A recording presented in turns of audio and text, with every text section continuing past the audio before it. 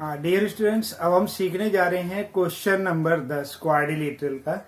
उसमें एक डायग्राम दिया हुआ है जो मैंने पहले ही यहाँ पर ड्रॉ कर दिया है। इसको सॉल्व करना है। और क्वेश्चन क्या है, बुक आपके सामने है और क्वेश्चन है इसमें, will the sum of the angles in a quadrilateral such as the following one also be 360 degree. वो कह रहा है कि जो बना हुआ है क्या इस क्वाड्रिलेटरल में भी जो सम ऑफ यानी as spoke sum of all angles of a quadrilateral are 360 degree यानी डबल सप्लीमेंट्री।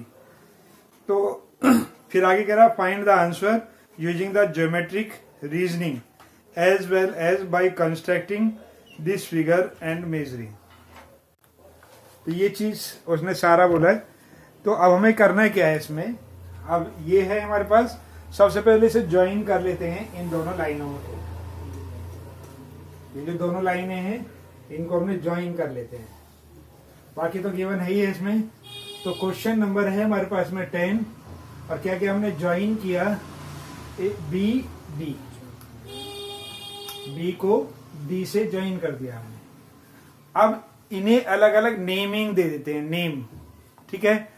नेमिंग क्या है हमारे पास, जब इसे नेमिंग देते हैं तो इसे हम नाम देते हैं 1 और इसे 2 और ये वाला हिस्सा 3 और ये 4।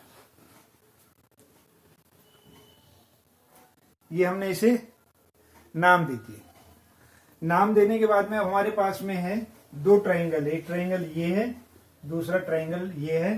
तो इन ट्राइंगल ए बी डी, तो angle A plus angle B plus angle D equals to 180 degree by a spot angle sum property of triangle. आपको पता है कि हम शॉर्ट में ही लिखते हैं, लेकिन आपको लॉन्ग में लिखना है क्योंकि अभी ये प्रचलन में नहीं है। धीरे धीरे प्रचलन में आ जाएगा तो आप इसे लिखना शुरू कर देंगे।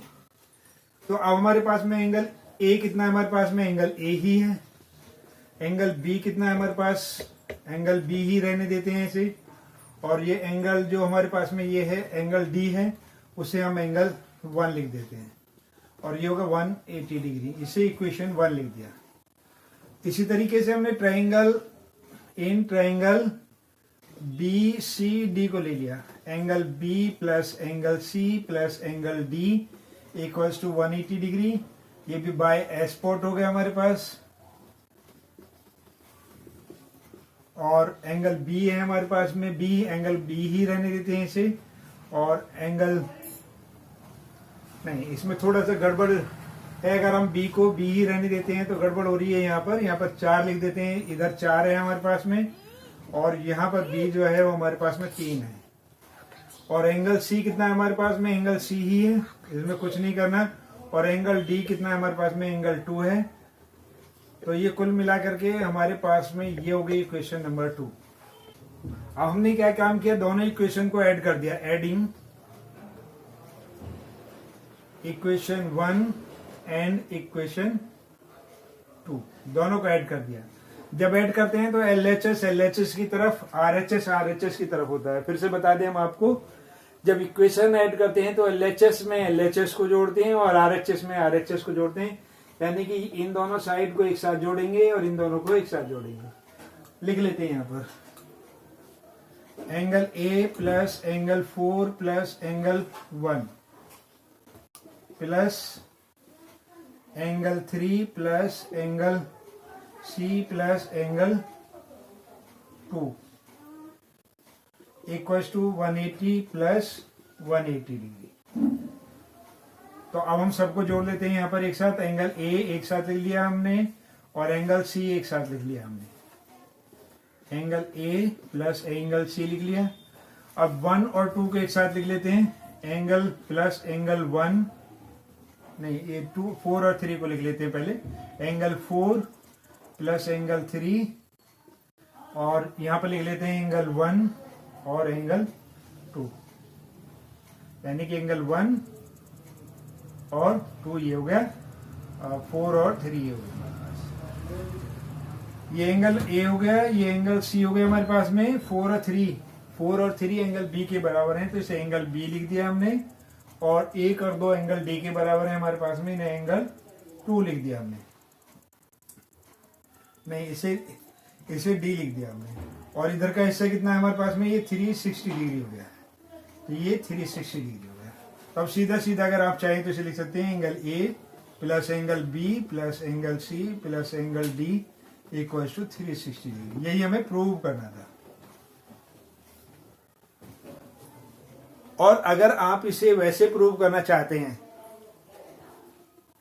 तो आप इसे दूसरे तरीके से भी प्रूव कर सकते हैं, यानी कंस्ट्रक्ट करके। कंस्ट्रक्शन के लिए हमें सेम 2 ट्रायंगल बनाने हमें, और कंस्ट्रक्ट करके बनाया जा सकता है, जबकि ज्योमेट्रिकली हम इसे प्रूव कर चुके हैं। तो ये चीज अब समझ में आ गई होगी। क्वेश्चन अगर समझ में नहीं आता है तो आप कमेंट जरूर करें, हमें जरूर बताएं, तभी हम आपकी हेल्प कर पाएंगे। और हमारा जो उद्देश्य है वो है आपको नंबर 1 बनाना। थोड़ा समय की थोड़ी प्रॉब्लम रहती है, इसलिए हर वक्त नहीं आ पाते, लेकिन जैसे ही 1000 सब्सक्राइबर हमारे चैनल पर होंगे, हम प्रयास करेंगे कि आपके लिए लाइव आया जाए, आपके क्वेश्चनों को लाइव लिया जाए। जो भी आप क्वेश्चन भेजें वो क्वेश्चन यहाँ पर सॉल्व किया जाए। अभी एक एमपी का बच्चा, ये हम एनसीईआरटी की बुक लेकर के चल रहे हैं, अभी एक एमपी का बच्चा था, एमपी की बुक से क्वेश्चन पूछ रहा था। तो चूंकि हमारे पास में ये एमपी की बुक नहीं है, इसलिए उसे सॉल्व कैसे करें। तो अगर आपके पास में है तो उसका पीडीएफ बना करके हमें भेज दीजिए और बताइए कि हमें कौन सा चैप्टर करना है, तो हम उस चैप्टर को भी ऐसे ही समझा करके आपको बताने का प्रयास करेंगे। और क्लास 6 to 10th आप कुछ ही पूछ लीजिए, सब आपके लिए रेडी है। तो बेस्ट ऑफ लक, लगे रहिए नंबर 1 बनने के लिए राहुल ट्यूशन सेंटर के साथ।